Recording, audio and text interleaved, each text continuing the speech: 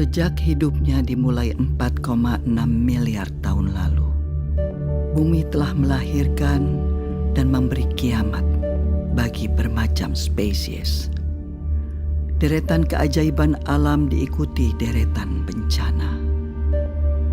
Deretan keajaiban itu antara lain adalah munculnya makhluk bersel satu, lahirnya fotosintesis, evolusi makhluk multiseluler, munculnya banyak kingdom. Jutaan spesies lahir, serangga, krustasea, ikan, amfibi, reptil raksasa, mamalia, hingga akhirnya genus Homo yang jadi nenek moyang spesies kita. Sapiens lahir 2,5 juta tahun lalu. Tapi semua itu diikuti dengan oksigen holocaust. Letusan gunung supervulkanik, meteor jatuh, kepunahan massal pertama, kedua, ketiga, zaman es, pemanasan global, zaman es mencair, kepunahan massal keempat, kelima, hingga akhirnya Homo sapiens.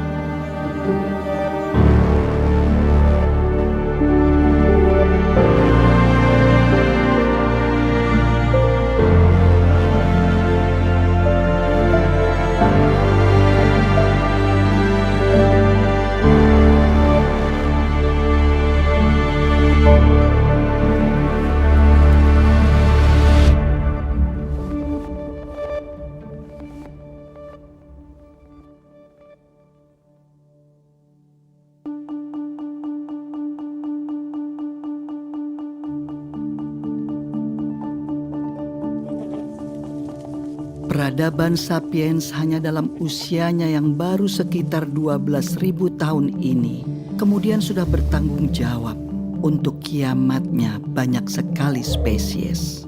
Mulai dari sabertooth, mammoth, jaguar raksasa saat mereka belum punya teknologi seperti sekarang ini, hingga sapiens modern seperti kita yang sudah jelas mengancam kelangsungan banyak sekali makhluk hidup di dunia ini. Oh man, show me please, I would.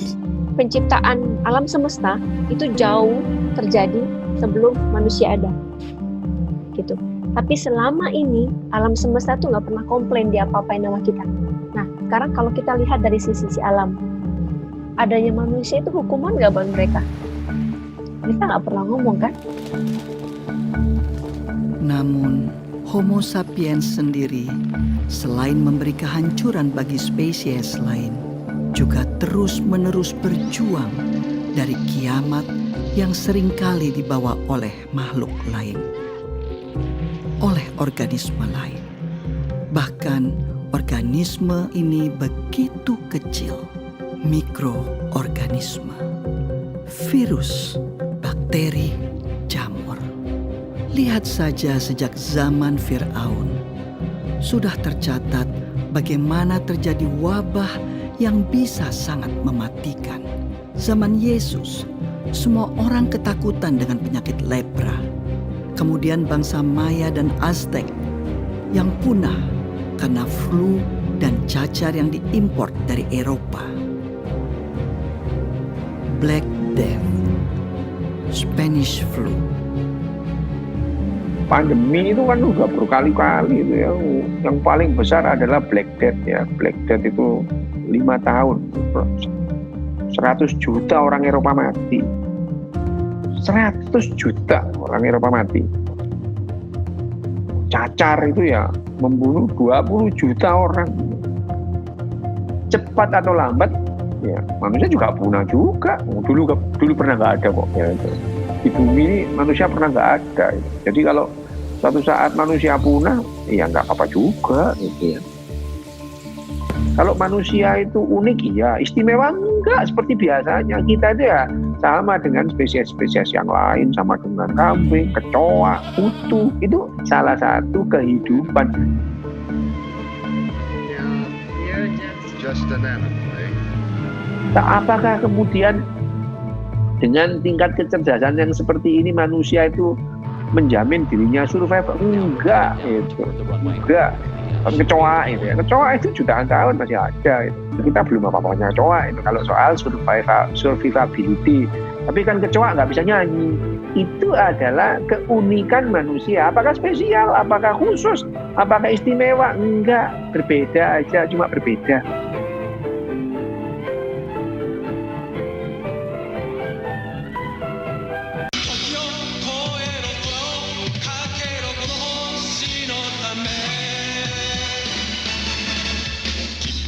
Belum pernah sebelumnya dalam sejarah panjang bumi, nasib semua makhluk hidup di dalamnya ditentukan oleh satu spesies saja.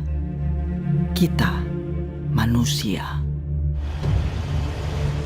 Ancaman nuklir, deforestasi, konsumerisme, agrikultur, eksploitasi lahan, eksploitasi hewan, modifikasi genetik, perburuan liar, polusi udara, polusi air, polusi tanah. Hingga sepertinya sudah tidak ada harapan. この地球はゴルゴムのものではない。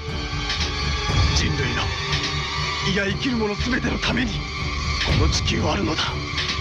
分かってくれ。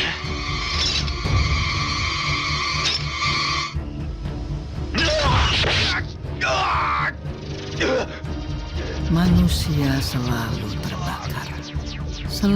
terbakar keinginannya, terbakar ambisinya, terbakar dan terbakar. Tidak pernah tahu kapan cukup adalah cukup.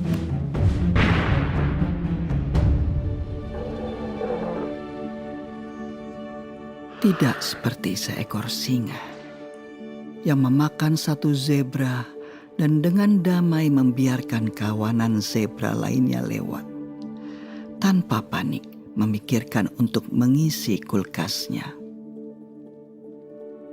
Kalau dalam pemahaman saya, ego itu adalah sense of I, sebuah rasa bahwa ini adalah saya, dan saya ini sesuatu yang terpisah dengan apa yang bukan saya. Insting untuk bertahan hidup itu menurut saya sudah ada di dalam organisme terkecil, bahkan makhluk satu sel pun punya insting buat bertahan hidup, apalagi manusia gitu yang terdiri dari 70 triliun sel ini gitu. Maka kita kemudian belajar untuk mengakumulasi aset sebanyak-banyaknya. Aset itu bisa macam-macam, bisa keterampilan, bisa kekuatan, bisa jabatan, bisa harta benda. Karena itu bagian daripada insting buat bertahan hidup yang bilang bahwa karena hidup ini tidak pasti, tidak bisa diramalkan, dan beresiko, maka saya demi bertahan hidup harus mengamankan saya dan semua perpanjangan dari saya, anak cucu maksudnya. Saya nggak peduli dengan yang lain, bisa artinya orang lain, bisa artinya planet bumi ini. Sehingga ketika dia dihadapkan pada dua pilihan, yang satu pilihan yang tidak merusak lingkungan hidup, yang satu pilihan yang merusak lingkungan hidup, basis pemilihannya bukan merusak atau tidak merusak, tapi mana yang akan memaksimalkan potensi saya buat bertahan hidup. Dia tidak melihat lingkungan hidup adalah bagian dari saya. Kita nggak ngeh bahwa tubuh kita ini dibentuk dari apa yang kita makan dari planet ini. udara ini adalah bagian daripada planet ini yang kita hirup. Gitu. Tapi kita nggak lihat bahwa dia terkoneksi dengan kita. Bahkan dia jadi bahan pembentuk dari bagi badan kita. Makanya kita bilangnya saya dan ini lingkungan. Padahal sebenarnya dia sangat terpaut. Secara biologis, secara filosofis, sangat terpaut. Chinese health authorities are still working to identify the virus behind a That the mysterious pneumonia that had broke out in Kasus positif virus corona pertama di Indonesia. Ada 2. Let's take a look at the global pandemic numbers now. There are more than 1.7 million cases of COVID-19 around the world. The U.S. is reporting more than 200,000 deaths.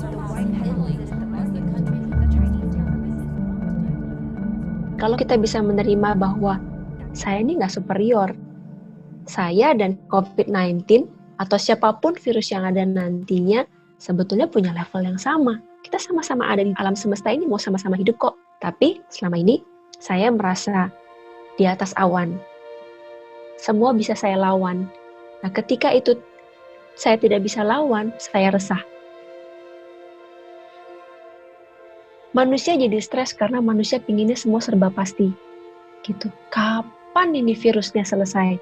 Kapan ini ada vaksinnya? Kapan? Bulan berapa? Tanggal berapa? Tahun berapa? Berapa lama saya di lockdown? Berapa lama saya nggak boleh keluar dari rumah?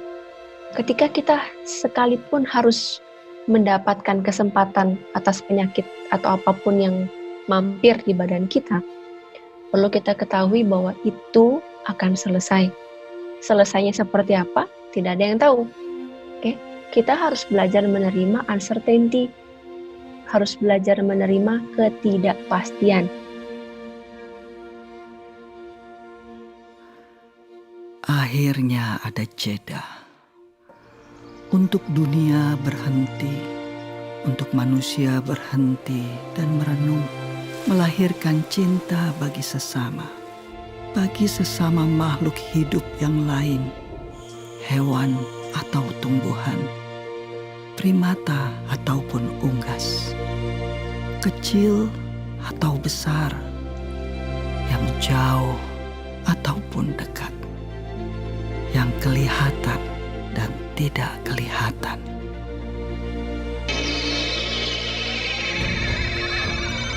Virus COVID-19 ini sampai hari ini membunuh 120.000. Sementara orang meninggal karena sakit jantung sehari itu 48.000. Sementara penduduk dunia berapa? 7 miliar. Masih banyak yang bertahan. Tapi ya namanya manusia, ya dulu pernah nggak ada di bumi. Cepat atau lambat juga akan punah. Tapi apakah karena COVID-19? Enggak lah, gitu ya. Kamen Rider wa shinda. Nagaku kurushii tarakai no sue shinda no da. Mohaya, この地球を救う者はいない。ゴルゴムの横暴に任せるしかないのか。誰がこの美しい地球を救うのだ。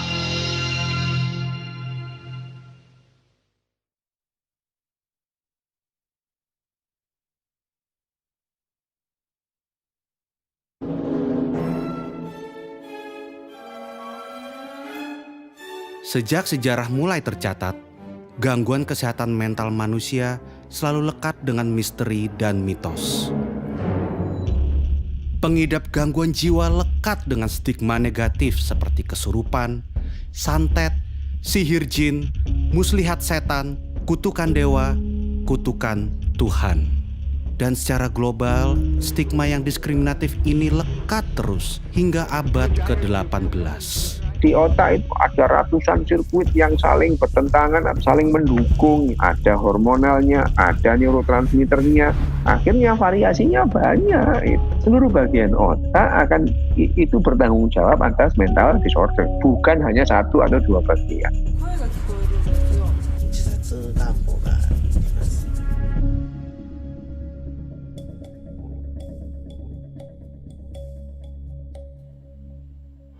Kesehatan mental adalah faktor pembentuk cara manusia beraktivitas sehari-hari, pembentuk hubungan timbal balik manusia dengan lingkungannya, dengan hewan, tumbuhan, bahkan alam mineral seperti air, udara, dan tanah. Sebenarnya kesehatan mental yang tidak dikelola itu punya implikasi besar terhadap kesehatan fisik kita, karena yang namanya kesehatan psikosomatis dan penyakit kronis itu banyak terkait dengan psikologis juga. Informasi, berita, percakapan-percakapan yang saya terima, yang saya serap, dan akhirnya tubuh saya digest. Kita resah, kita sedih. Manusia sulit untuk beradaptasi dengan perubahan, apalagi jika terjadi secara spontan. Aktivitas-aktivitas yang sebelumnya tak pernah terpikirkan dalam otak manusia, sekarang menjadi agenda rutin yang harus dijalani. Otak manusia kaget, tubuhnya kaget, sistem sarafnya kaget.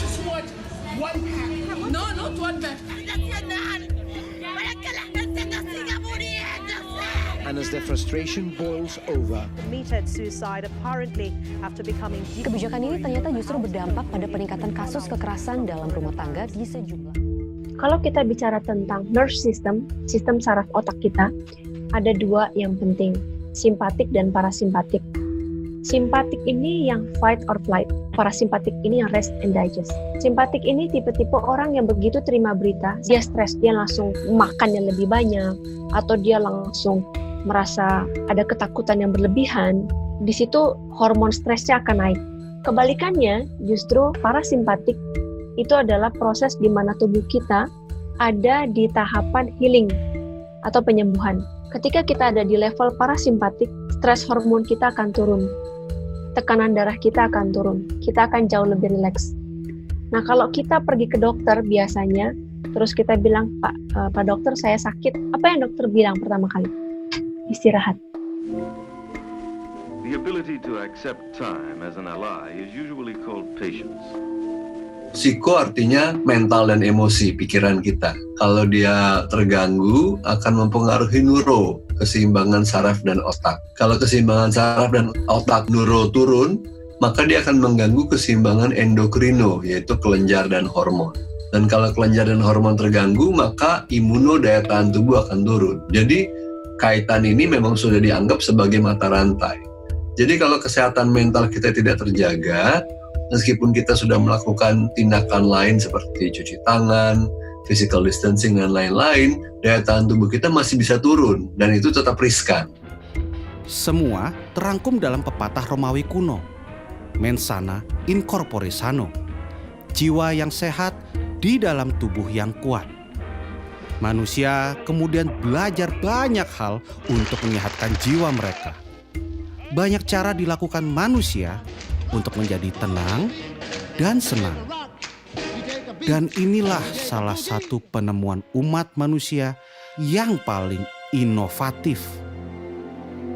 Spiritualisme. Spiritual menjadi jalur evakuasi bagi manusia yang sedang didera oleh rasa cemas dan takut. Memberi pemahaman baru bagi manusia untuk berefleksi, memberi arti dalam hidup, saling berkumpul, dan menguatkan dalam saat-saat yang sulit. Amazing grace. Namun, apa jadinya saat kemudian setiap manusia tidak bisa lagi berkumpul dan berritual? Saat semua harus berdoa di rumah, harus beribadah di rumah, berpuasa di rumah. Allahu Akbar. God is most great. Sudah bertahun-tahun beribadah, ya pengajian, masa berkumpul memenuhi jalan kemana-mana. Ini Allah menghendaki kita beribadah secara khusyuk, secara tenang. Karena mungkin ibadah kita selama ini terlalu hura-hura, terlalu rame-rame, depankan emosi dan masa. Nah, dalam suasana Ramadan kali ini Allah menghendaki kita beribadah dengan khusyuk, beribadah dengan tenang, supaya kita bisa berdialog dengan hati kita yang mungkin selama ini hati kita abaikan, nurani kita pinggirkan, nggak pernah kita ajak bicara. Saat puasa ini Allah menghendaki kita berdialog dengan hati kita peduli dengan nurani kita peduli dengan batin kita. Self awareness itu penting, kesadaran. Sekedar mau forward sesuatu yang ada di WhatsApp group, dipikir kira-kira kalau saya forward ini apa yang terjadi ya, dipikir dulu gitu. Nggak langsung ada berita langsung forward ke grup, ke temannya, membuat kepanikan gitu. Kalau kita mau melakukan sesuatu, stop dulu, dipikir dulu sejenak gitu. Itu aja. Ketika satu orang bisa memiliki satu kesadaran penuh, satu orang itu akan mempengaruhi lebih banyak orang lagi. Itulah kenapa para nabi, para avatar Buddha, Yesus, Nabi Muhammad, dan lain-lain yang ada di sana, ketika bicara pada 10 orang, orang tersebut akan menerima. Sementara kalau ketakutan, ketika dia bicara kepada 10 orang, belum tentu 10-10-nya bisa menerima.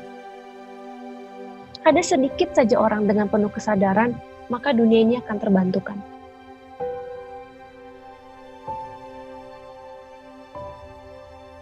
Ya ayyuhal nafsul mutmainnah irji'i ila rabbiki radiyatan mardiyah.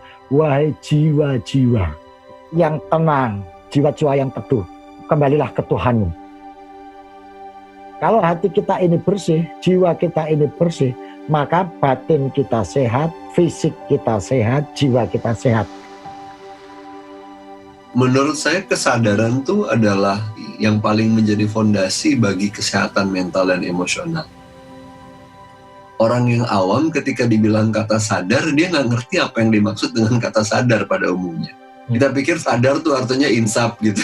Padahal kesadaran itu kan sebenarnya lebih kayak perhatian yang mengamati secara netral, dan salah satu bagian daripada penyembuhan itu adalah menyadari tanpa menilai atau menghakimi. Itu yang namanya menerima kan sebenarnya.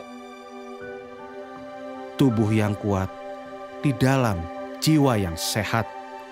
Corpore sano in mens sana. Spiritual itu adalah hasil kerja otak kita. Jangan dibalik, gitu ya. Jangan dibalik bahwa spiritual itu mempengaruhi otak. Bukan, spiritual itu juga hasil kerja otak kita. Diperlukan nggak sih manusia? Perlu untuk ketenangan. Kalau tidak ada spiritualitas itu manusia itu lebih gampang menderita, gitu ya. Lebih gampang menderita.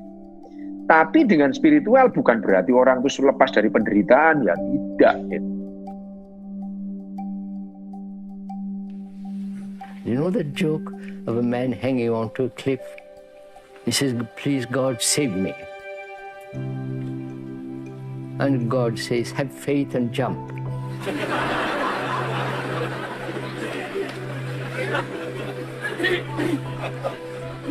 And the man who is hanging on to the cliff, he says, "Isn't there somebody above that still?"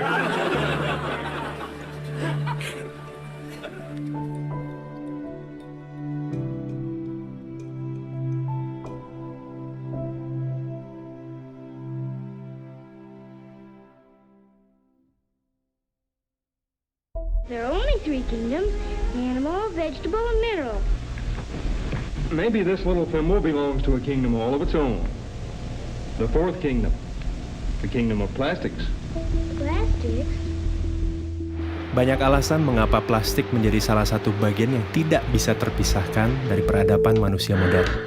Murah, tahan lama, dan praktis. We use plastics in every aspect of our lives.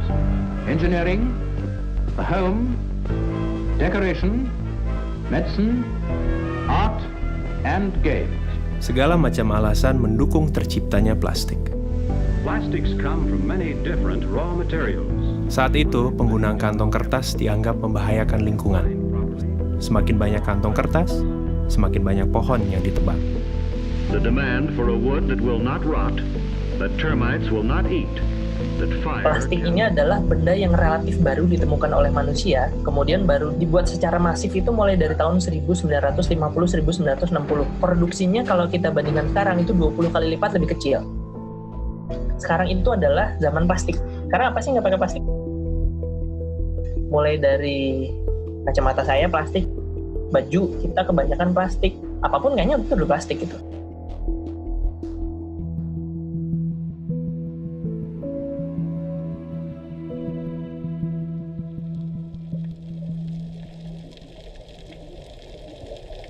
Seiring waktu, plastik yang awalnya adalah barang substitusi untuk menyelamatkan lingkungan berubah menjadi polutan. Tentu hal itu terjadi karena penciptanya, kita, manusia. Plastik mendominasi jenis sampah di masyarakat, mulai dari kantong plastik, gelas plastik, sedotan plastik, styrofoam, bungkus mie instan, pembungkus makanan ringan, produk-produk sachet, minuman sachet, shampoo sachet, sabun sachet. Kita di Indonesia permasalahan paling besarnya mungkin di single use plastik. Alasan dari para industri yang menjual produk-produk dalam sasetan itu adalah karena daya beli masyarakat di Indonesia yang lemah. Karena ketika dijual dalam bentuk langsung 500 gram, mereka nggak sanggup beli. Indonesia ini unik banget, karakter sampahnya ini berbeda satu daerah dengan daerah yang lain. Mayoritas sampah di ibu kota dikirim begitu saja ke TPA gitu, dan setiap 2 hari sampah ibu kota Jakarta itu bisa membangun 1 candi Borobudur banyaknya. Sifatnya yang sangat sulit terurai, pelan-pelan menjadikan plastik sebagai penghuni tetap bumi. 80% sampah itu berasal dari kegiatan yang ada di darat, 20% berasal dari kegiatan yang ada di laut. Bahkan di Palung Mariana, di sana udah ditemukan sampah plastik. Berarti sampah plastik itu ada di tempat yang banyak orang sampai tidak pernah ada orang masuk ke dalam sana.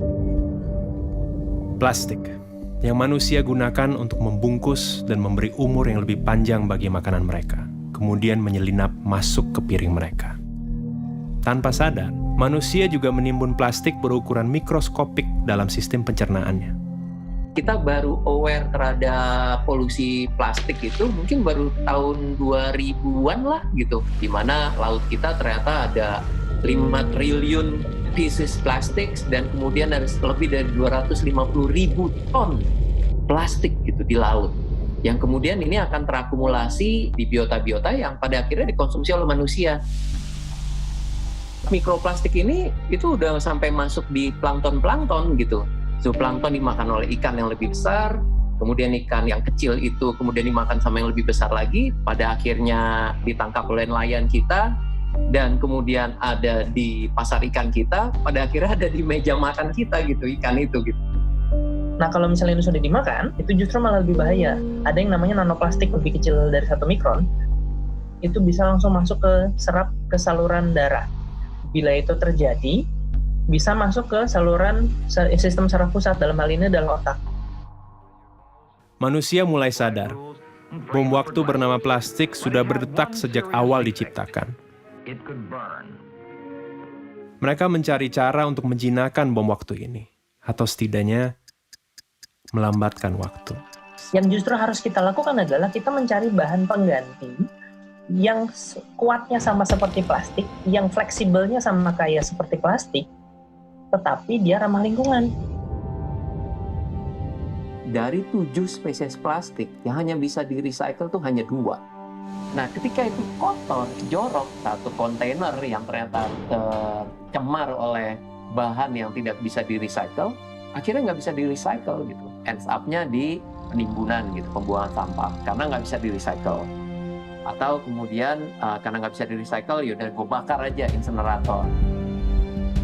Permasalahannya adalah masalah tata kelola, khususnya juga di Indonesia. Kalau kita menggunakan instrumen kesadaran gitu ya, harus sadar dulu, itu butuh waktu yang lama, sedangkan sampah dan masalahnya itu sekarang gitu. Jadi setiap orang itu wajib memilah sampah, itu namanya wajib, ya harus ada konsekuensi kalau tidak dilakukan. Gubernur DKI Jakarta Anies Baswedan mengeluarkan peraturan gubernur tentang larangan penggunaan kantong plastik. Larangan penggunaan kantong plastik. Keluarkan peraturan gubernur tentang pelarangan penggunaan plastik. Pergub larangan penggunaan kantong plastik sekali pakai. Untuk larangan regulasi gaya hidup baru dan slogan-slogan tentang bahaya plastik terus didengungkan agar umat manusia punya satu pemahaman yang sama tentang plastik. Sampai bahkan kadang berdengung dan terdistorsi dalam jargon dan slogan yang kosong. Pasca 1 Oktober, penggunaan kantong plastik Greenwashing. trennya? Apakah meningkat, menurun, atau seperti apa? Manusia mana sih yang nggak pakai plastik? Kayaknya nggak ada. Jadi yang harus kita lakukan duluan adalah kita menutup keran dari sampah plastik, sumber sampah plastik. Dengan cara kita mengurangi konsumsi plastik itu, terutama konsumsi plastik yang sekali pakai. Baik mana antara daur ulang dengan buang sampah sembarangan, ya tentu baik daur ulang. Tetapi daur ulang butuh proses. Baik mana daur ulang dengan pakai ulang, ya lebih baik pakai ulang daripada kita kemudian melakukan upaya proses daur ulang, ya lebih baik kita pakai ulang. Nah, dari mana lebih baik mana pakai ulang dan reduce atau pengurangan, ya lebih baik pengurangan juga itu. Dan ini sangat erat kaitannya dengan pola hidup dan keputusan konsumsi kita itu ya, bagaimana kita memilih barang, bagaimana kita memilih produk pada saat kita mau melakukan belanja, jangan sampai kita menghasilkan sampah gitu. Tahun 2050 kita akan susah-susah kemana-mana, kita ngambil ikan, dibuka isi perutnya isinya plastik, yang ujung-ujungnya itu karena kita. Makanya kita harus berbuat sesuatu supaya sampah plastik ini tidak kembali lagi ke manusia. Yang paling bagus ya, saya akan menjaga lingkungan karena lingkungan ini akan kita wariskan ke anak cucu kita, ke keturunan kita. Pilihannya ada di kita.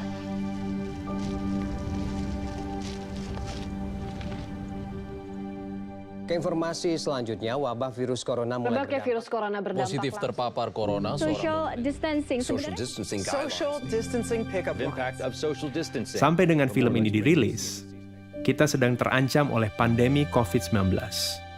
Pandemi membuat manusia mengambil jarak dengan sesama, juga dengan plastik. Penggunaan plastik menurun karena manusia hanya diam di rumah. Di Jakarta, terjadi penurunan jumlah sampah hingga mencapai 620 ton per hari. Di Bogor, penurunan jumlah sampah mencapai 100 ton per hari.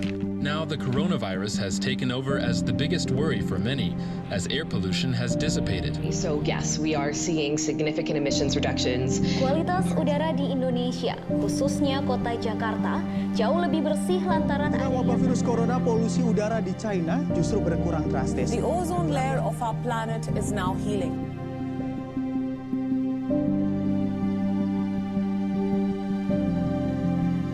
Namun bagaimana setelah pandemi ini usai? Nah, kalau saya berpikir, nanti kalau saya sudah mati, kemudian nanti ditanya malaikat, kamu dulu ngebuang sampah berapa banyak nih? Ini akibatnya loh, nanti jangan-jangan dikasih lihat, oh ini sampah yang sudah saya buang sembarangan ke sungai, nanti dimakan sama ikan ini. Waduh, kayaknya dosa saya banyak nih.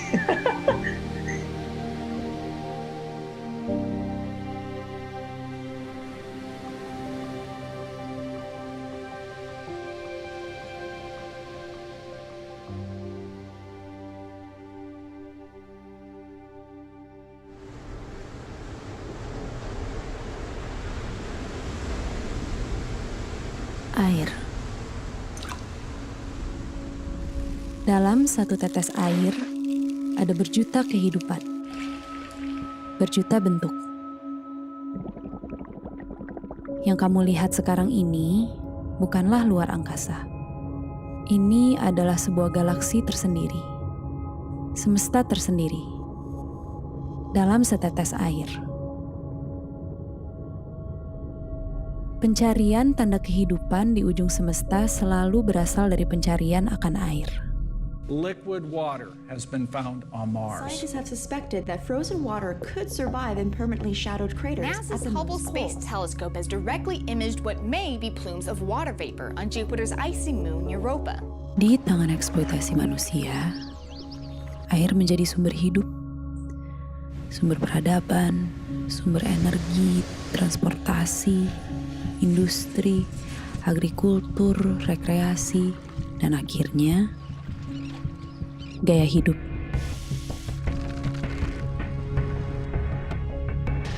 Melihat yang baru, kemudian dengan teknik fotografi secara visual menarik gitu ya. Wah, pengen juga ya.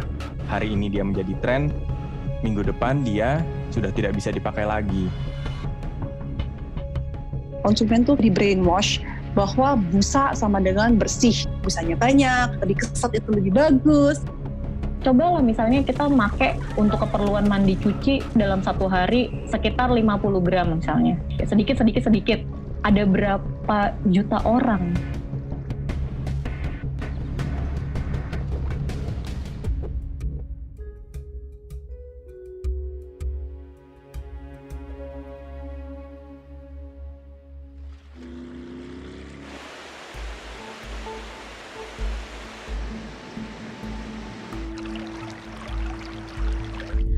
Air yang kita anggap akan dan selalu ada, bukanlah sesuatu yang selalu ada dan berasal dari bumi. Air berasal dari luar planet ini. Dari meteor-meteor yang dinamakan carbonaceous chondrite yang kaya akan H2O dan karbon. Meteor dan asteroid es yang kaya akan air ini dalam sistem tata surya terbentuk di luar batas leleh matahari. Dan selama proses penciptaan bumi, terus datang dan bertabrak-tabrakan dengan bumi. Jika kita perhatikan baik-baik, laut, atmosfer, dan segala yang ada di lapisan terluar bumi ini sangat tipis dibandingkan dengan mantel dan inti bumi. Jumlah air sangat sedikit dan terbatas, terutama jumlah air tawar dan air bersih. Bayangkan, hadiah yang sangat langka dari semesta untuk bumi ini. Hadiah berupa air, berupa kehidupan.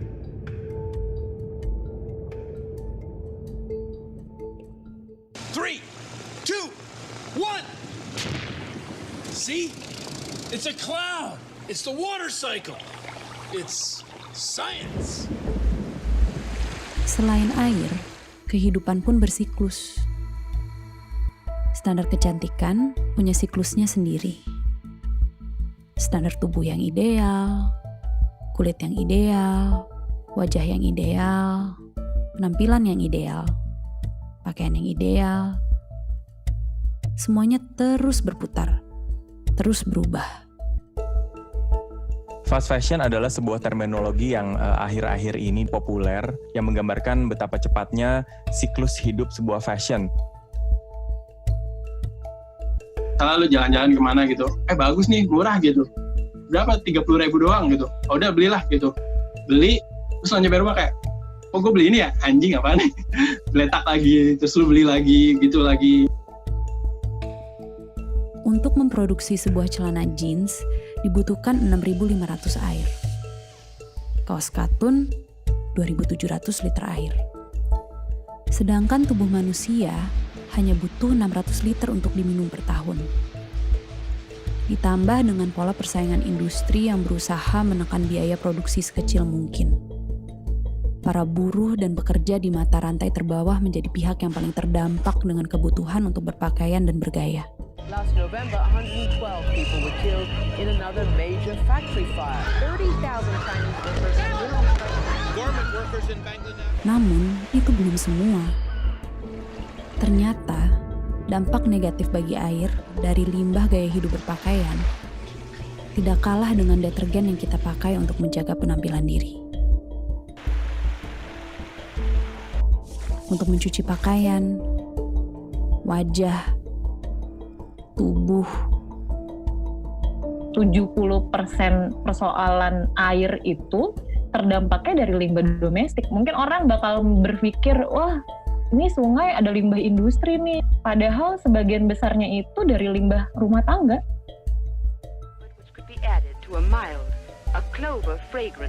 SLS adalah bahan kimia yang wajar ditemukan di dalam kandungan produk-produk pembersih dan kecantikan. Beberapa penelitian mengaitkan kandungan ini dengan resiko kanker, iritasi kulit, dan pencemaran lingkungan. Senyawa ini biasanya ditambahkan di sabun atau di skincare gitu ya, menghasilkan busa gitu. Jadi dia bisa membilas kotoran, bahkan minyak.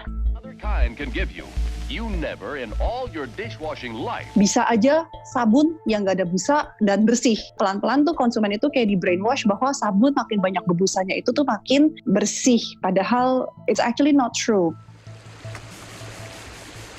Busanya ini nggak mudah degradable, kayak masuk ke water stream kita, masuk ke sewer dan yang lain-lain.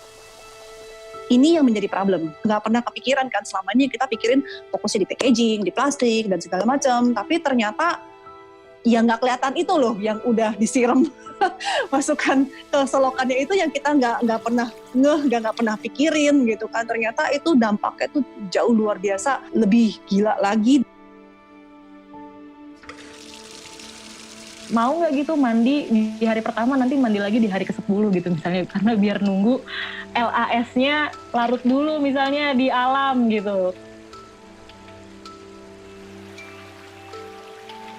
Sebuah penelitian di Institut Aerospace Stuttgart menemukan bahwa air menyimpan suatu bentuk memori secara mikroskopik. Dari satu gelas air yang sama, saat diteliti tiap orang berbeda, gambaran mikroskopik yang dihasilkan juga sangat berbeda. Menghasilkan memori air yang berbeda. Saat satu jenis bunga dimasukkan ke dalam air, lalu air tersebut diambil dan dilihat secara mikroskopik, hasilnya menyerupai bunga tersebut. Saat jenis bunga lain yang dimasukkan, kemudian secara mikroskopik pun visual yang ada berubah. Semesta yang ada berbeda. Semesta seperti apa yang ada di dalam setetes air deterjen? Memori seperti apa yang kita rekam untuk semesta lewat tetes-tetes busa tersebut?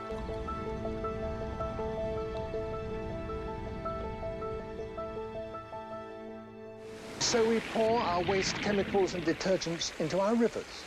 Suds may or may not have been valuable in a kitchen sink.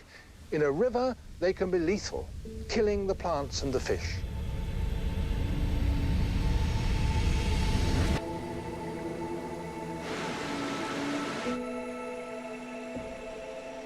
Mencintai udara, mencintai air, mencintai bumi dan segala isinya bukan sesuatu yang baru. We shouldn't so exploit natural resources that we destroy them. Common sense, you might think. Sejak tahun 90, istilah upcycle muncul dan populer.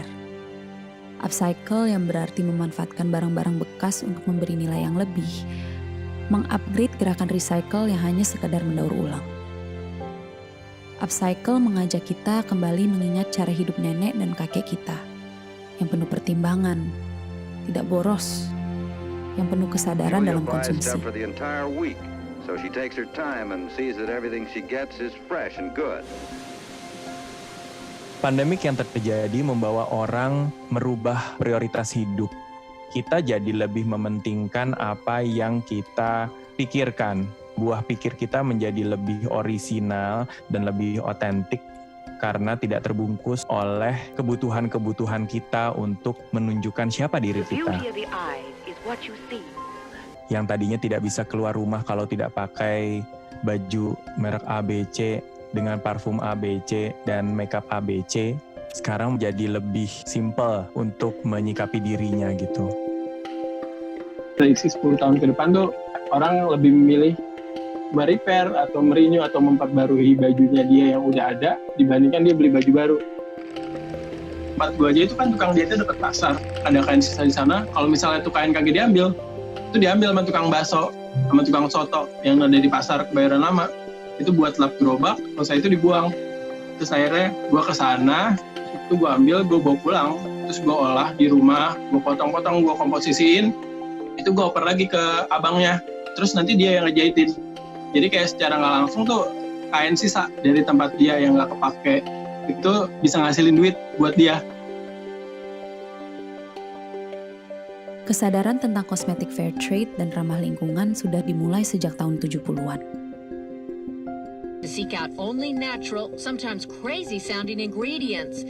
Bananas for her shampoos, mud creams from India. Dan walaupun pada akhirnya para pelaku kosmetik fair trade dan sadar lingkungan terus tergilas roda industri, jejak perjuangan kosmetik ramah lingkungan terus tumbuh. memang ada drawback-nya. Karena dari segi harga itu jauh banget bedanya. Kayak SLS itu kan murah banget, mungkin sekilo 10.000, 20.000. Nah, sedangkan kalau bahan-bahan natural itu sekilonya bisa juta-jutaan gitu. Jadi harganya berkali-kali lipat. Solusi itu bukan di produk, 80% solusi itu dari dalam diri kita sendiri. Dan itu semua mulai dari pikiran. Jadi yang sudah kita lakukan ini sebenarnya adalah memilah. Kita terlalu banyak memilah sehingga kita tidak tahu bahwa keseharian kita itu sebenarnya juga merusak lingkungan. Fast fashion, slow fashion, sustainable fashion, semuanya adalah berbagai bentuk pilihan. Di satu pihak, fast fashion juga dibutuhkan karena ada orang yang tidak bisa membeli barang-barang slow fashion karena kebanyakan slow fashion harganya juga tinggi. Apakah kemudian berhenti membeli kaos? Nggak juga. Bukan industri yang harus dicolek, tetapi diri kita dan mindset kita yang harus dicolek. Butuh nggak sih lo kaos? Lo kan kaosnya udah banyak. Akan memberikan sebuah value nggak untuk diri lo? Karena sebenarnya, kalau buat saya, mencipta fashion itu adalah memberikan solusi. Menjadi sebuah titik bersyukur pada diri sendiri. Air itu seperti cerminan sih. Apabila dia hidup bersama dengan manusia-manusia yang memang baik, itu artinya kita sadar secara utuh esensi hidup seperti apa, maka air yang ada di dekat kita tuh pasti akan baik kualitasnya. Itu cerminan. Di tengah rumitnya permasalahan pencemaran air, pemanasan global, kualitas hidup para buruh, konsumerisme dan industri, serta berbagai macam keruwetan yang kelihatannya sangat kompleks. Mungkin kita bisa memulai perubahan yang sangat nyata dengan cara yang sangat sederhana. Lewat gaya hidup, lewat pakaian, dan sabun.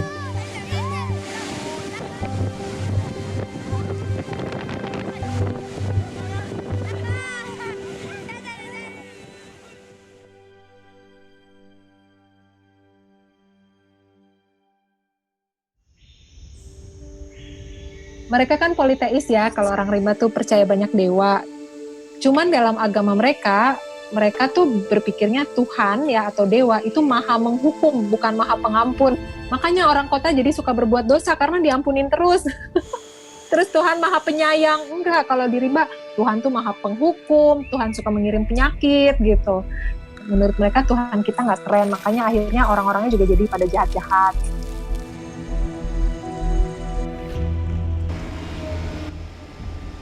Bunuh diri, kalau kita tidak menjaga hutan kita itu bunuh diri, dan udah kelihatan kan sekarang.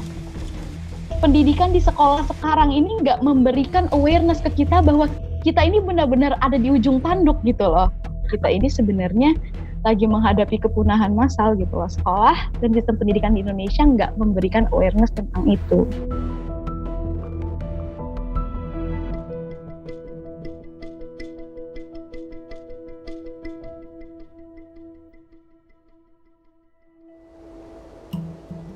Sebelum lanjut berbicara tentang kehutanan, kita perlu tahu dulu tentang konsep keragaman hayati atau biodiversitas. Arti biodiversitas adalah keragaman berbagai jenis kehidupan yang ada di bumi. Bagi kita semua yang tinggal di kota dan jauh dengan hutan, kehidupan alam liar mungkin hanya bisa kita lihat di televisi.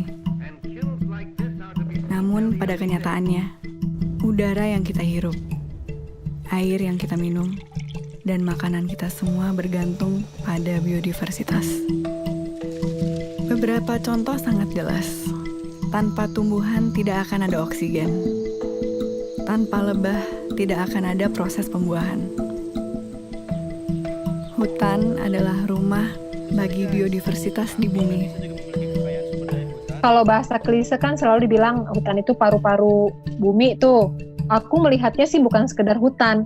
Kalau kita menyia-nyiakan pengetahuan manusia yang paham tentang hutan, yaitu orang rimba, masyarakat-masyarakat yang tinggal di hutan, kita semua yang akan rugi gitu. Di bumi sudah ditemukan 1,7 juta spesies makhluk hidup dan diperkirakan ada 9 juta spesies yang belum ditemukan dan tercatat. Namun, hanya sejak 40 tahun terakhir, jumlah hewan liar di dunia berkurang hingga separuh. Separuh. Peradaban manusia sudah menghantarkan spesies-spesies lain menuju kepunahan 1000 kali lipat lebih cepat dibandingkan proses alaminya. Padahal, tidak ada satupun individu atau satu jenis spesies yang dapat hidup sendiri tanpa makhluk hidup lain. Kalau orang rimba bilangnya konsep kulkas. Itu aneh-aneh karena mereka pakai bahasa kota. Mereka kan lihat kulkas ya di kota. Apa ini kulkas? Katanya. Aku bilang ini makanan. Kenapa ditaruh situ? Supaya awet. Supaya kalau orang mau perlu ambil sedikit aja. Begitu kenyang, ya udah nggak ngambil lagi. Sisanya ditaruh di kulkas. Oh, kami juga punya kulkas di hutan. Sehutan-hutan tuh kulkas karena kami ngambil secukupnya. Besok mau ambil lagi gitu. Orang kota menganggap hutan itu bukan kulkas gitu. Mungkin kayak supermarket yang harus dijarah gitu.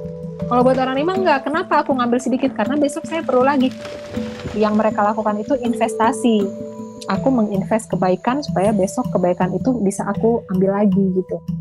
Selalu dalam kalimat klise kita semua berkata, melestarikan lingkungan untuk anak cucu kita. Untuk generasi yang akan datang. Dan sekarang, inilah suara anak cucu tersebut.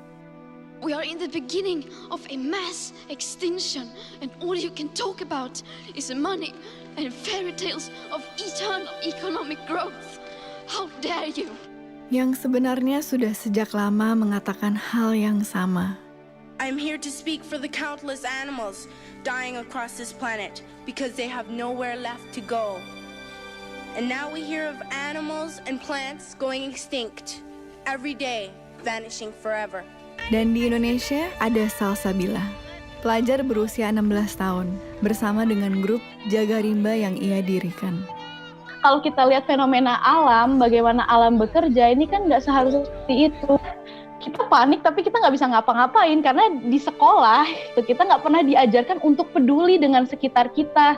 Terus sistem pendidikan di Indonesia itu kita selalu diajarkan untuk menghafal, tapi kritisnya itu nggak ada. Saat Salsabila masih bersekolah formal, ia menyerukan mogok sekolah untuk hutan. Rutin setiap Jumat, Salsa dan teman-temannya bolos sekolah dan berunjuk rasa. Hingga akhirnya ia memutuskan untuk keluar sekolah, homeschooling, dan menggunakan waktu yang ia punya untuk hutan dan lingkungan. Mogok sekolah untuk hutan pertama kali itu tanggal 13 Januari 2020. Waktu itu aku bolos sekolah. Langsung ke KLHK pagi-pagi. Ketika turun, ya memang gak mengharapkan apa-apa, cuma mau ngeluarin marah sama sedih aja sih. Dan mereka awalnya ya kayak ketawa gitulah, kamu idealis banget sih. Oh udahlah sekolah aja dan lain sebagainya gitu.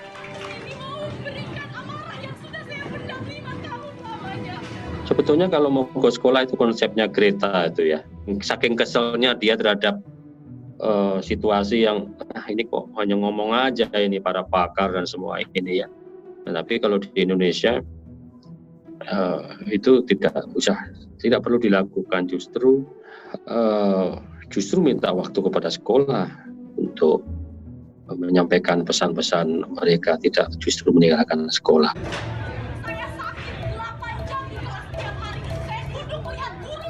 Wah, kalau aku sih paling nggak mendukung kurikulum nasional kita. Kalau menurut aku, anak-anak masih nggak punya kepentingan ekonomi kan dan politik gitu. Sebenarnya kan setiap anak lahir sebagai saintis tuh, punya keingintahuan yang besar, punya daya kritis yang tajam, budaya dan pendidikan yang menghancurkan mereka kan. Jangan aneh kalau ada sekolahan yang datang ke masyarakat pedalaman yang masih banyak kobra. Tapi begitu digigit kobra nggak tahu cara ngobatinnya. Seharusnya kalau di sekitarmu banyak kobra, ya kamu harus tahu. Kurikulummu harus tentang kobra dulu. Yang lain-lainnya ya ntar kalau ada sisa waktu gitu. Nah itu aku betul-betul menyalahkan kurikulum nasional yang sudah banyak menghilangkan semua pengetahuan hebat nenek moyang kita. Jadi yang rugi kita sendiri. Ini bukan soal respect atau soal hilang atau enggak ya. Kita rugi sendiri. Banyak orang yang mati karena gigitan kobra, padahal dulunya tinggal metik tuh daunnya. Sebenarnya aksi mogok sekolah untuk hutan ini nggak hanya menekankan bahwa hutan ini penting, tapi juga menjadi sebuah kritik untuk sistem pendidikan di Indonesia sekarang. Pendidikan di sekolah sekarang ini nggak memberikan awareness ke kita bahwa kita ini benar-benar ada di ujung tanduk gitu loh. Kami 2 kali aksi itu langsung dipanggil audiensi dan ketemunya langsung dengan Pak Wakil Menteri LHK. Tapi pas kalau ngelihat hasil audiensi sebenarnya agak sia-sia juga sih. Kami ini masih sekolah, jadi mereka nganggapnya ini, wah ini anak sekolah udah turun, udah paham masalah hutan, jadi jatuhnya lebih banyak ke pujian-pujian yang sebenarnya nggak kita inginkan. Kita maunya mereka bilang, oke, kami akan turun ke lapangan. Enggak. Aku nggak tahu 10 tahun lagi apakah mereka akan merasakan dampak dari kebijakan-kebijakan yang mereka buat. Tapi yang pasti yang akan terkena dampaknya itu anak cucu mereka, dan anak cucu mereka kita adalah salah satu bagian dari mereka.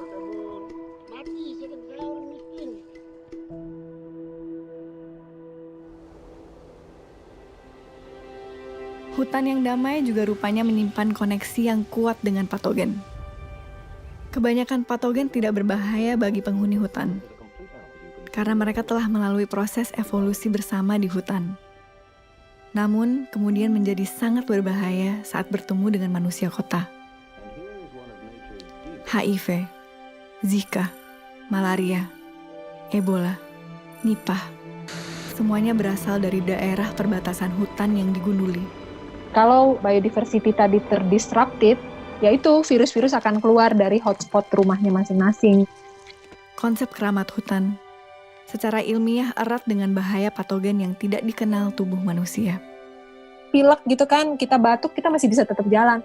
Orang memang nggak kena pilek langsung tumbang. Jadi secara genetik nggak terbiasa. Gitu. Kalau saya malaria langsung tumbang gitu ya. Mereka malaria tetap aja nggak, kayak bersin aja malaria tetap aja bergerak kemana-mana, nggak ada masalah. Makanya penyakit baru itu bisa betul-betul ngabisin populasi mereka. Ini waktu pandemik gini pada lari makin jauh ke dalam hutan, karena mereka takut sekali ya. As soon as we withdraw, nature quickly takes over. Could the corona crisis eventually be good for the environment? Jadi kalau dibilang ini menjadi waktu yang pas supaya bumi bisa menyembuhkan dirinya sendiri, mungkin aku bisa kritik bahwa enggak juga. Karena ini bakal terus berlanjut dan sistem ini enggak peduli mau pandemi, mau enggak, eksploitasi harus tetap jalan. Misalkan yang kemarin di Banyuwangi, tambang emas tumpang pitu ketika lagi pandemi, polisi menjadikan alat justifikasi masyarakat berkerumun, kan katanya nggak boleh. Masyarakat Banyuwangi ini berkumpul untuk menjaga supaya gunung mereka ini nggak digali buat tambang emas. Diusir, kriminalisasi terjadi, dikeruk juga. Terjadi juga. Dan itu lagi masa-masa seperti ini, baru bulan Maret kemarin.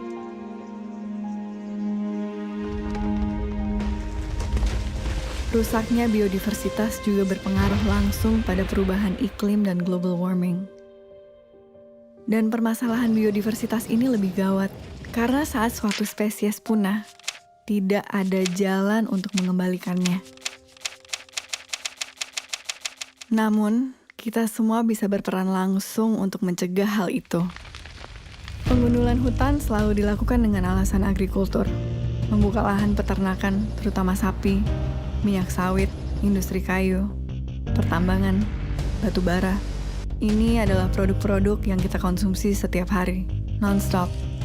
Minyak sawit ada di hampir semua makanan, mulai dari minyak goreng hingga coklat, bahkan dalam sampo dan sabun.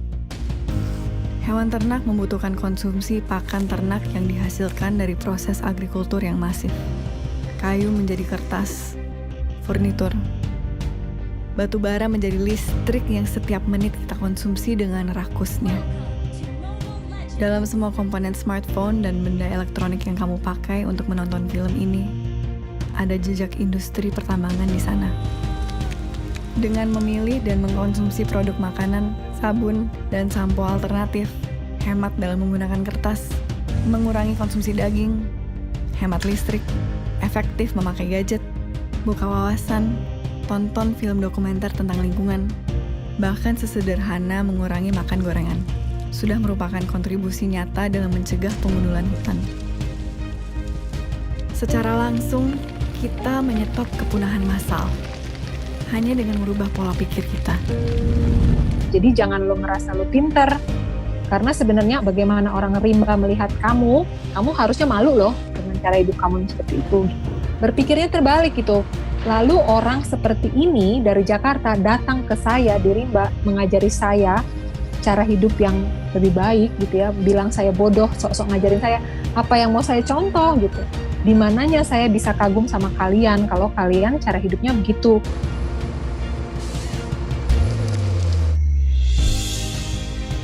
Tanpa hutan, tidak ada biodiversitas.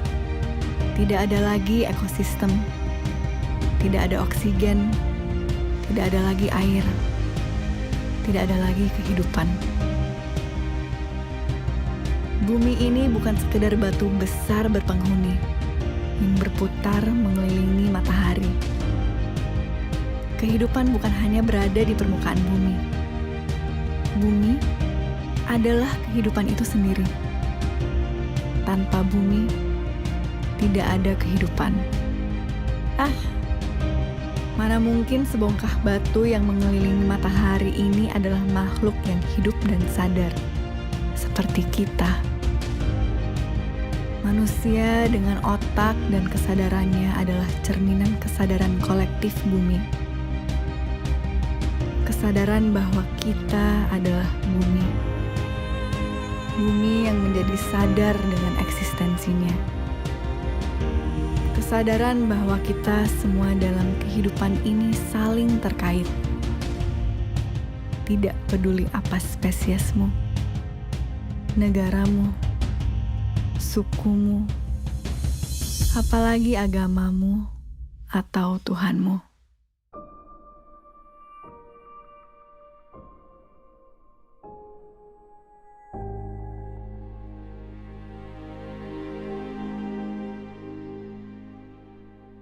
You know, I didn't know that we were actually like rich until maybe I was in my mid-20s. Sometimes they just think about buying like a house and they just sign a check and they buy it, you know, or they want to buy a car and they pay in cash, you know. I didn't understand what leasing was until I was in university. If you told me that it's not fun to be in a private jet, I'd be lying. Like if someone asked you, hey man, you want to fly my private jet? I'm like, sure dude, why not? I also thought like, it's like, why is it that they have like a 7 Series BMW and a 5 Series and a 3 Series? Like, why don't you just buy the best, you know? It's like, why bother with something cheap? That took a while for me to understand, to be honest with you.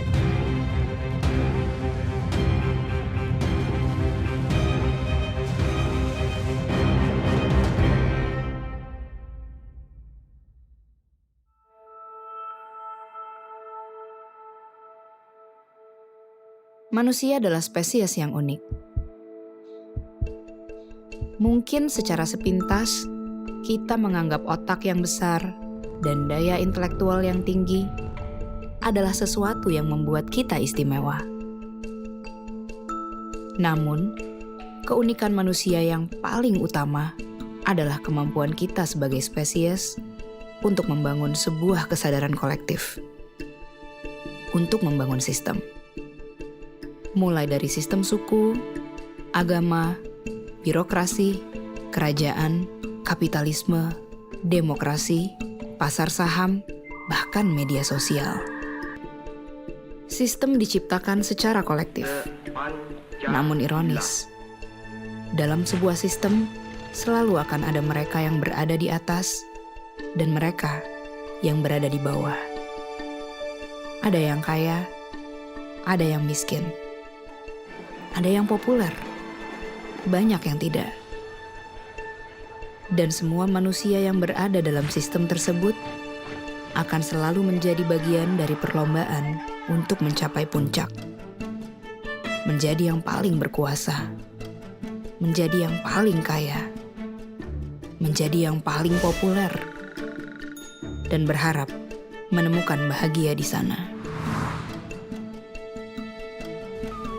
Kalimat klise, uang tidak membawa kebahagiaan, terdengar sangat naif.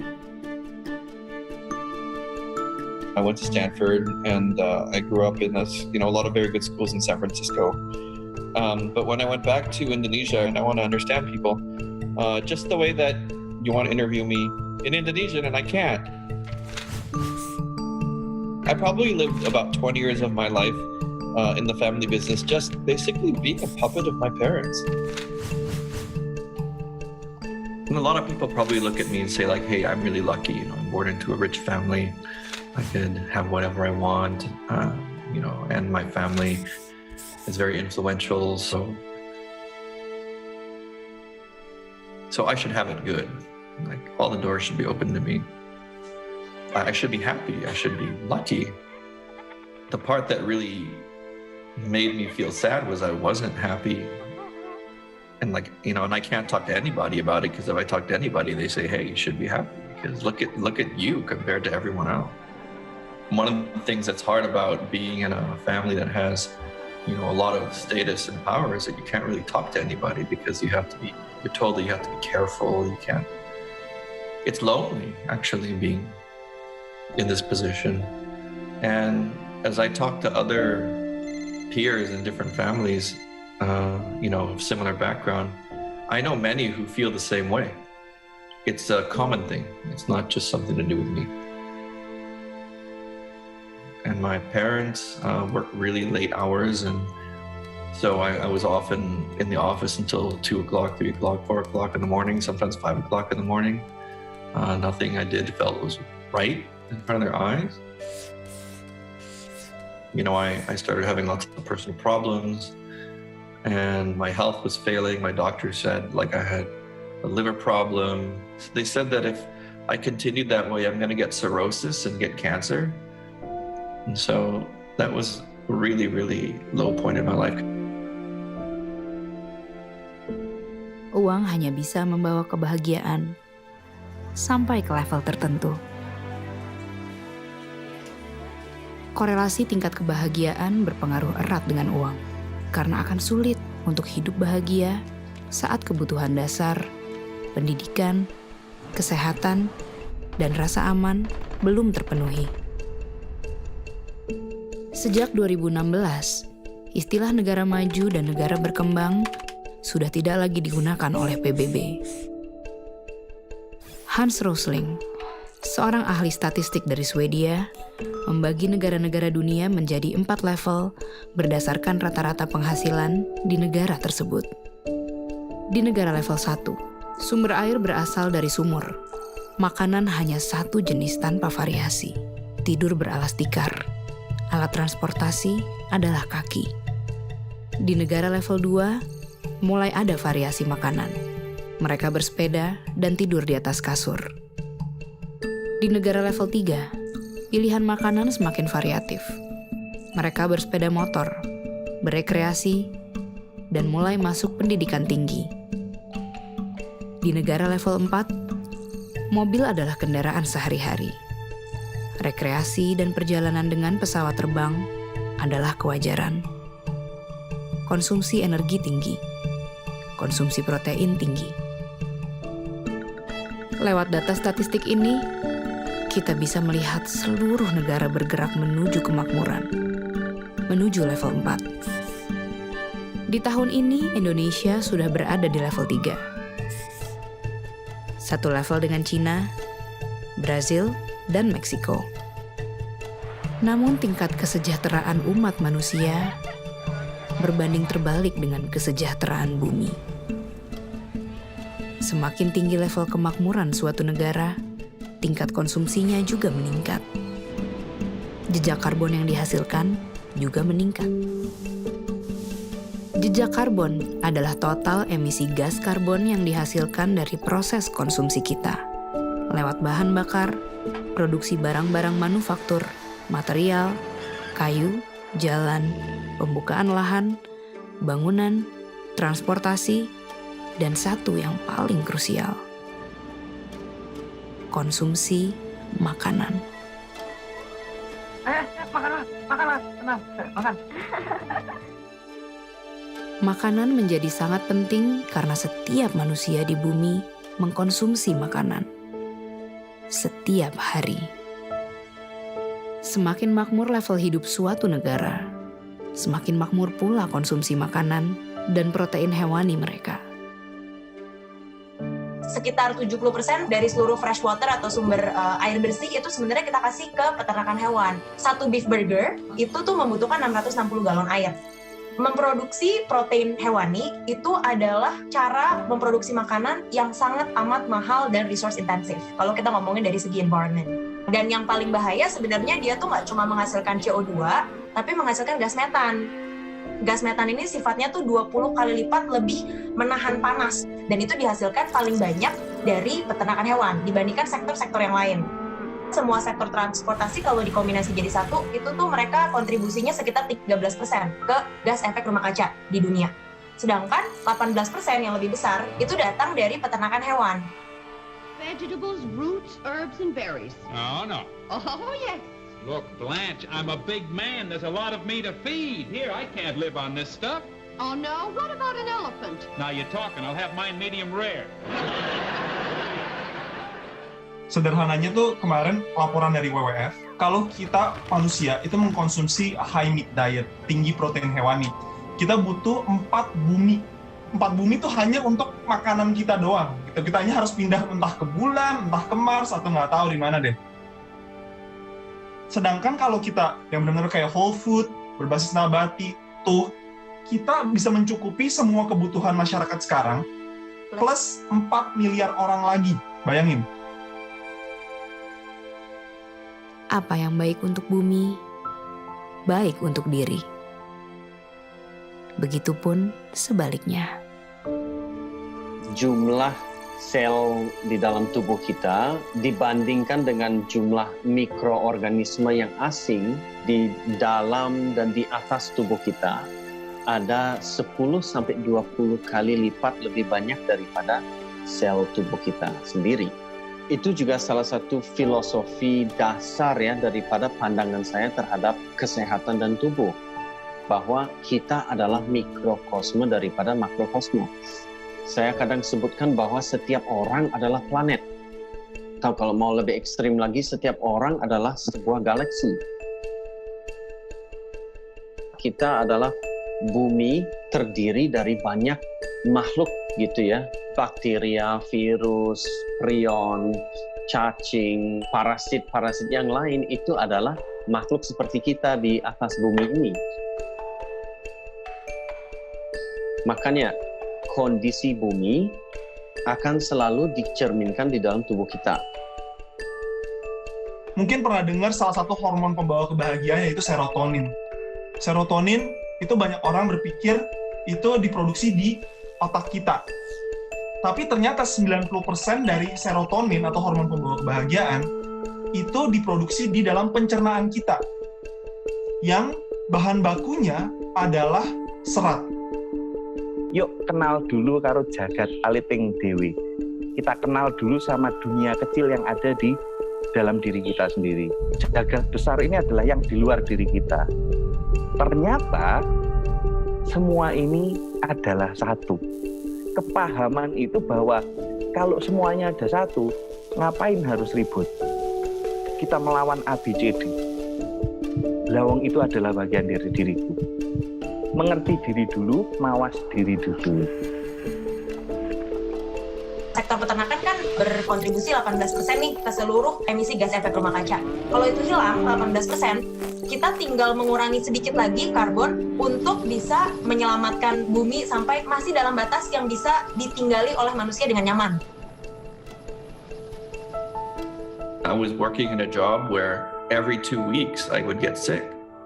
And I think it was just my body telling me, like, I don't want to do this. And so I left the company. Like, I didn't even bum it. I just disappeared. I just became the coward. I didn't resign. I just stayed at home and didn't show up. And I spent like the first 2 weeks just cleaning up my living room and turning it into a music studio.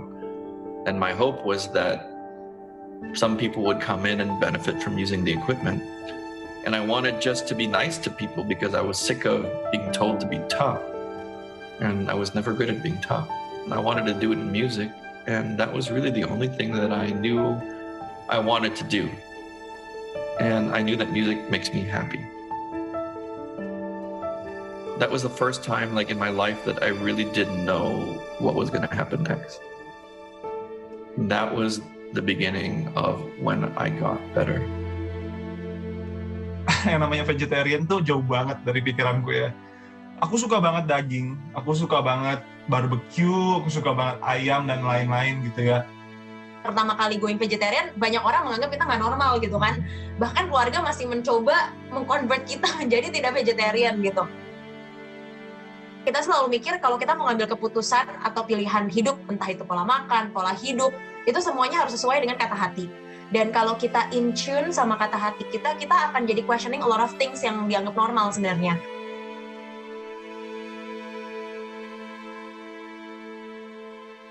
I was always listening to my parents in my mind. I was listening to my logic. Now I listen to the quiet voice. But it's a very soft voice. It never screams. It's a quiet voice.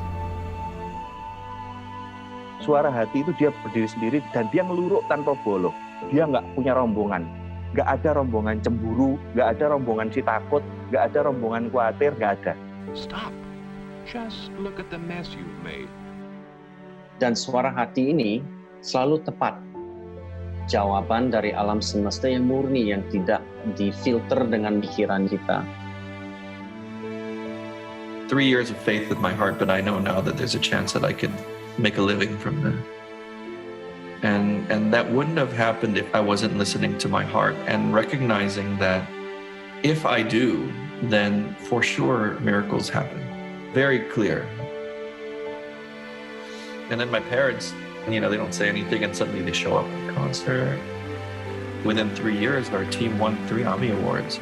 We won Best Pop Album. We won Best Jazz Album. We won Best of the Best. Ini kan perjalanan, Tok.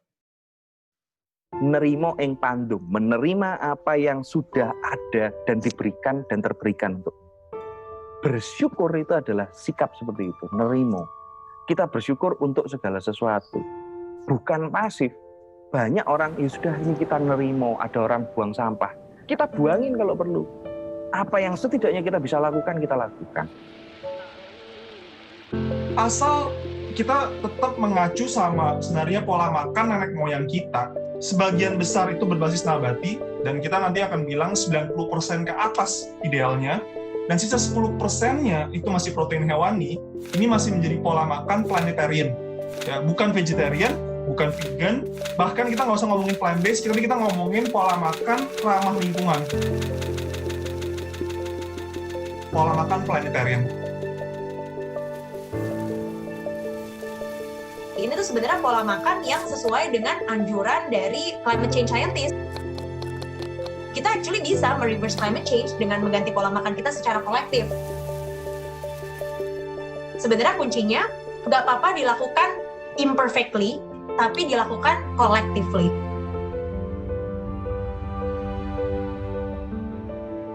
COVID-19 sering dianggap sebagai waktu bumi untuk beristirahat.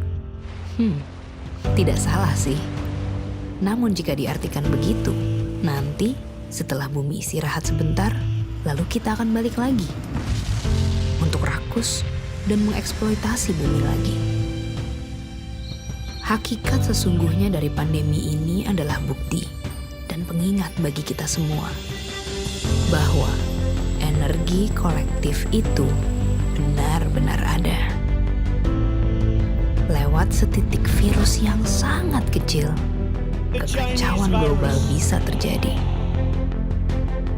Lewat setitik perbuatan kita, baik yang dilakukan dengan penuh kesadaran, maupun yang teledor, sekecil apapun itu, akan punya efek bola salju yang sangat nyata bagi semesta ini. Saat semua orang berhenti dan diam, mendengar suara hati masing-masing, dan kemudian dengan penuh kesadaran bertindak, kita benar-benar bisa memulihkan bumi ini. Kesembuhan bumi itu benar-benar nyata kalau setiap orang mau untuk ikut ambil bagian. Di di semua bidang kehidupan setiap hari. Kita hanyalah setetes air di samudera, hanya setitik debu kosmik.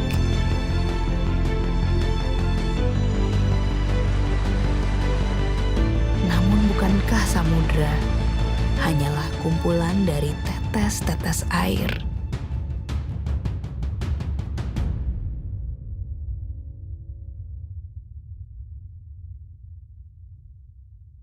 Ibu bumi, Bapa angkasa, mangku bumi, mangku angkasa, ingsun ngadeg setengahing jagat, manunggaling kawula Gusti. Maos mantra sajroning ati, ngagem raos ingsun kang suci, sirna ilang kabeh nafsuku, manembahku Ibu bumi.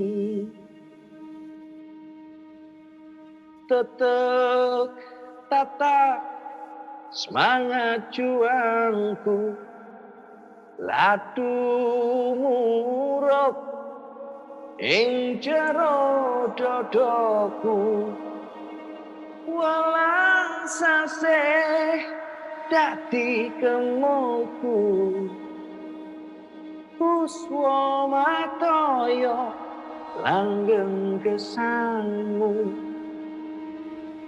Ingsun ngadeg setengahing jagat, manunggaling kawula